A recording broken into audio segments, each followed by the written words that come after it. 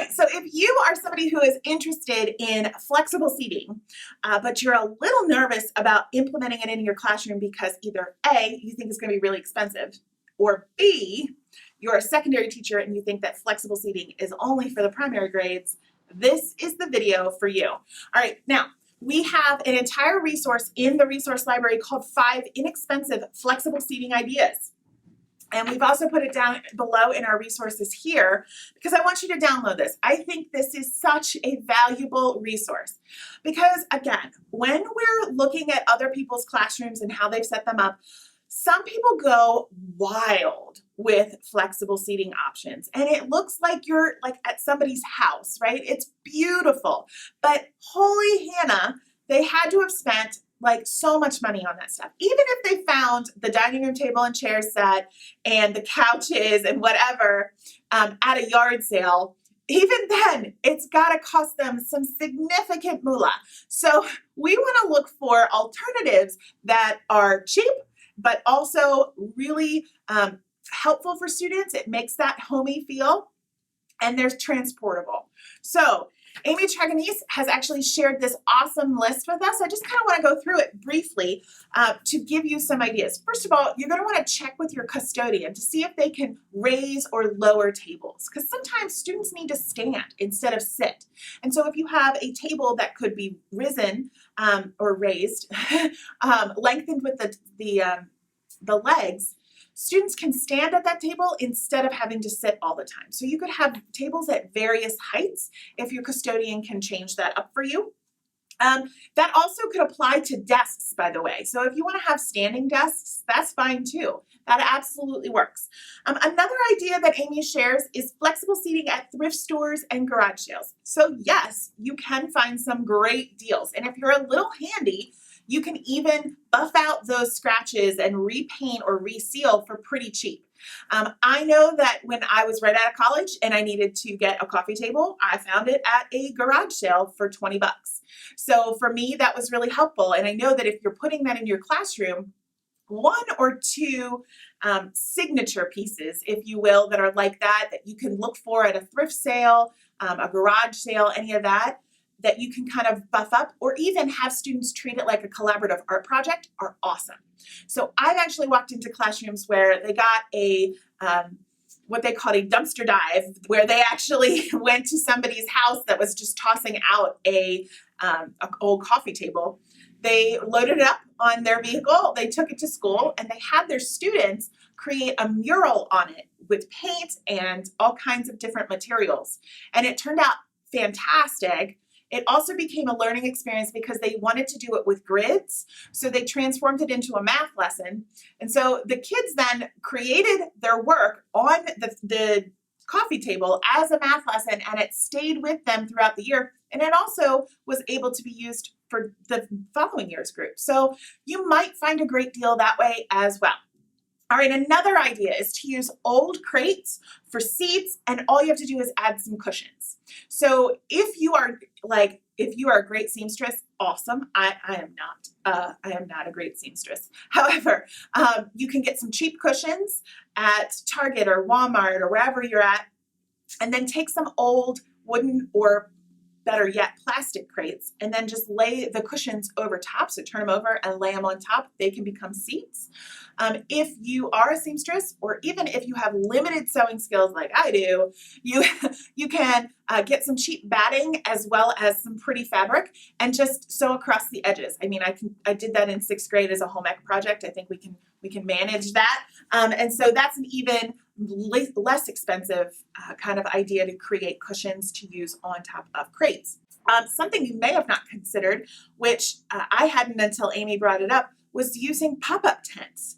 So if you have an old tent at home, or even if you're out and about and they're on sale, a tent is a great place for students to do independent reading, to have quiet time, to be able to focus. I like to use those tents as a way to refocus somebody who just has gotten a little overstimulated and they need a little downtime just to come back to me. So I ask them to go take this project over to the tent, work in it for 5 minutes, and come back out. That typically helps a lot to calm them down, and it lowers the sensory component because they can kind of shut that flap a little bit, and I can still monitor them, but the flap is enough that it separates them out from the rest of the classroom, and it gives them some time to calm down. So consider that as well. Also, be sure to pay attention to your classroom floor. A lot of us look around at the walls, but very few of us pay attention to ceiling tiles and the floor. So if you're an art teacher, I know you've considered the ceiling tiles because you can have students do mural projects on those ceiling tiles. If you're not looking to like paint those ugly ceiling tiles, or if your administration's like, no, start to look below at the classroom floor. So the floor can be carpeted, it can have foam mats, or you could just have tiles. The kids are gonna wanna spread out. That's just how the nature of people. We like to spread out a little bit. So you could even have those carpet squares. I know that when I walked into Target the other day, they had these carpet remnant squares. You can have them hemmed and put together and create your own unique rug with that. So think about different ways that you can change up the floor. In our own office, we have a, industrial tiled floor that, or industrial carpeted floor, I should say, that our landlord had put in. We actually didn't love that, so we laid down another piece of shag carpeting on top, and it makes us feel good because we can sink our feet in it when we're trying to work and just kind of be a little bit more comfortable. And so don't forget about the floor space as well, so that your students have a different texture maybe to focus on. When it comes to flexible seating, it's not just about the primary grades. We can also think about this for secondary students. Now, in terms of the secondary classroom, it can be a little frowned upon to have all of this variety of seating, right? Because typically teachers look at that and think, oh, that's just for the primary kids, and now you're babying the high schoolers or the middle schoolers. Not so much. So you can adjust seating and have flexible seating for students in middle school or high school. It's going to look a little different, and you're not going to use maybe all of like a pop-up like you would maybe in an elementary classroom.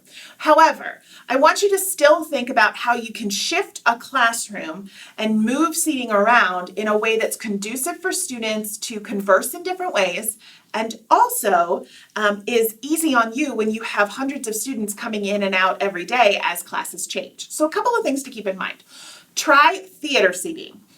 So this is when you've got kind of a auditorium feel to your classroom, and that allows for students to really focus, right? You're not necessarily in rows, but you are kind of arced, or you could even do it as kind of a black box theater where there is a circle that is created. So people have this discussion component.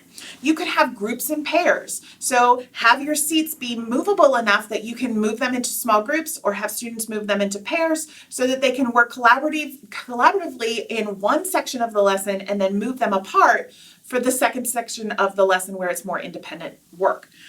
You could have debate seating where you have one side and then another side, and students are looking at each other across the room.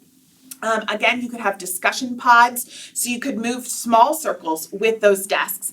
And you could even have an away section where there is no seating available whatsoever, and students are standing, they're talking in groups, almost like a small dinner party where students are actually milling around and having conversations in small pods, and then coming back together later on with their desks and chairs. So again, if you want to use various materials for that, that's great. You can get those small, lots of times, high schoolers, by the way, love bean bags. I can't tell you how many times when I've had bean bags available for high schoolers, that's the first thing that they gravitate towards. So if you've got a couple of options for seating, whether it's a chair, a desk, some bean bags, even a little ottoman here or there, and then students get to pick what they want to sit in, but then move it into those different groupings, that can also be helpful for you. And it's cultivating that collaboration, that dialogue, that critical thinking that we're looking for in both arts integration and STEAM. All right, the last video, we're going to talk about what you need to have in your arts integration or STEAM closet to be able to make sure that arts integration and STEAM goes smoothly for you this year. I'll touch base soon.